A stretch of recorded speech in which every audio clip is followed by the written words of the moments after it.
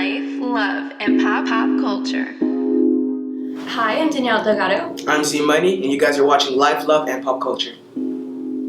Okay, so we have to talk about your new EP, Young Beginnings. So tell me why you chose that title and tell me a little bit about the album. Young Beginnings is kind of like a step up from when I was younger. Because when I was younger, I was making when you're starting out, your music is good, but it's kind of a step over, a new direction I'm taking it in. Where before I used to mostly talk about parties or how people treated you. Now I'm getting into a more vibe inspirational, educational. So Young Beginnings is new fresh start from where I started from. Mm-hmm. And this album is on your own record label? Yes. How does that feel? I feel it's awesome because I've seen new artists try to struggle to get record labels with big time artists and stuff, but I just thought it would be easier and better to start from my own. So when I grow, so does the company, so does the brand. It's so great. And being so young, having your own label. Congratulations on that. So you're still in high school. Yes. And your first single, Hater Free, who features Ray J, who I love, by the way. Yeah. What intrigued you about getting into the music industry? I've been doing music since I was basically in love with music since I was about 6 or 7. I've always loved it. I've sang other artists' songs, rapped it a million times, but then 11 is where it got serious. Then I started making my own music, my own rhymes, my own everything. Then that's why I told my mom that's what I wanted to do. That's why I started my beginning. That's where I jumped on, started making the track Hater Free. Then we all worked so hard to get Ray J signed with us. It was just the best day of my life when it happened. I was just so happy. How did you get Ray J on the track with you? So my mom, she works in mysterious ways. She's a miracle worker. Actually, so first it started with she found my manager. She just does stuff that's so unbelievable that you can't believe. That's so unbelievably amazing that it just gets you shocked every time it does. So she walked in a store.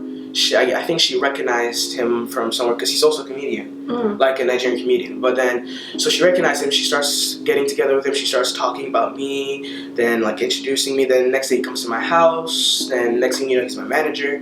Then we, for a couple of weeks, been working on who I wanted to work with, who I think would boost my brand up more. Then he gave me a list. I chose Ray J because I know him, love his music, love his style, love his everything. Give it up, Mom. So aside from music, I heard you're going to get into some acting? Yes, I'm very excited for that because not just rapping or being youth ambassador, I've always wanted to be an actor. That's one of the greatest things I've always wanted to do. I can see myself in comedy, which is what I'm aiming for now. Is there a moment in your career that really stands out to you that you're most proud of? Let's see. Yes, I would have to say I'm a youth ambassador because I've ever since a young age also not just rapping, but I've also taken the heart of homeless people, the less fortunate, not just that, but children and adults, all of them. So last year I spent almost all of my summer in Nigeria because then I wanted to promote there because that's where I come from. I wanted to go back home and share my music. So while I was there, I went to some a group home called the Motherless Childs, like children without any mothers, kind of a homeless shelter, shelter. That a nice lady, I can't believe I forgot her name. I'll just go back and check when we're done. But a nice lady, she looks after them like she's their mother and stuff. So I went there. Me, my mom, and some family members and my team, basically, we go buy. I know it's not gonna do that much, but everything helps. So we went to go buy some food, some toys, shoes, anything as much as we can to help. So we went there and donated, took a bunch of pictures. I even spoke on behalf of them. I really had fun that day. That was one of the most proud moments of my life. Then Atlanta, I went to Atlanta this year. It was a couple months ago. So I did the same thing. Well, I was there to shoot my new music video, Promise, the new song I just made. It was about exactly that, less fortunate, why people don't focus on the more supportive things. They focus on, my watch, my shoes, my this, my that, instead of the real issue. Instead of I've seen people even these people on the streets with the signs eat $1, I'll do whatever for work. Then they'll beg them to just walk right past, but that's not me. So I put on a fundraiser. So I performed at a fundraiser to boost money for most of the homes in Atlanta. Yeah, I think it's so great that you give back in it and knowing that that's important at such a young age. Yeah. So I love that. You've had already such an amazing career and you're so young still, so I look forward to seeing so much more from you. But what do you want your fans to remember you for the most?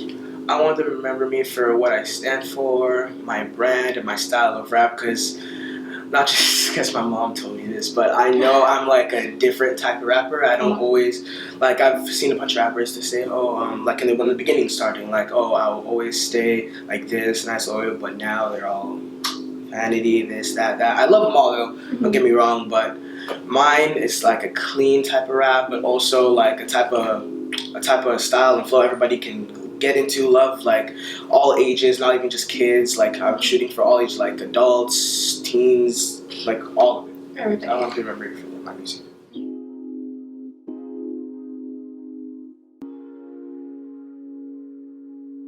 Life, love, and pop culture.